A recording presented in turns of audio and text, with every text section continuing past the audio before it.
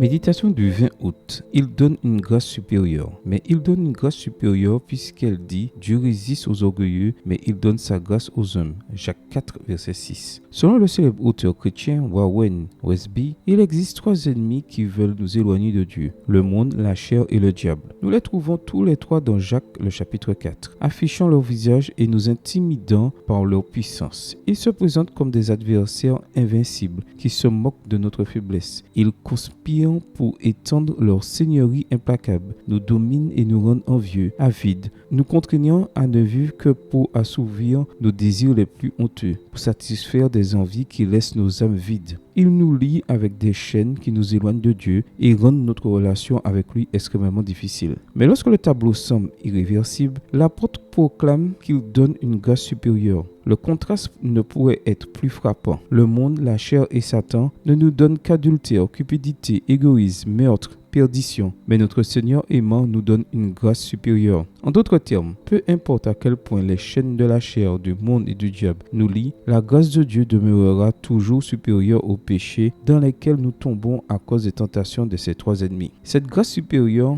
peut briser notre amitié avec le mal et faire de nous des amis inséparables du bien. Paul a exprimé la même vérité en disant que là où le péché a abondé, la grâce a surabondé. Romains 5, verset 20, version du second. L'œuvre de Dieu vaincra toujours la puissance satanique. J'aime la façon dont Charles Spurgeon a commenté ce changement de situation. Notez ce contraste. Notez-le toujours. Remarquez combien nous sommes faibles, combien il est fort, combien nous sommes orgueilleux, combien il est condescendant, combien nous nous trompons, combien il est infaillible, combien nous sommes changeants, combien il est immuable, combien nous sommes provoquants, combien il est indulgent. Remarquez comment en nous il n'y a que la maladie et comment en lui il n'y a que le bien. Et même dans notre maladie, il montre sa bonté, même ainsi il bénit. Oh, quel riche contraste! Il y a quelque temps, j'ai rencontré un jeune homme qui avait décidé de suivre les voies du monde, de la chair et du péché. Qu'a-t-il trouvé? Douleur, tragédie et souffrance. Jusqu'au jour où il s'est rendu compte qu'en Christ, il y avait une grâce abondante pour couvrir tous ses péchés et purifier sa vie de la méchanceté. Ce jour-là, son cœur a compris que la grâce de Dieu serait toujours supérieure. Votre cœur le comprend-il déjà? Amen. Bonne journée à vous et que le Seigneur vous bénisse.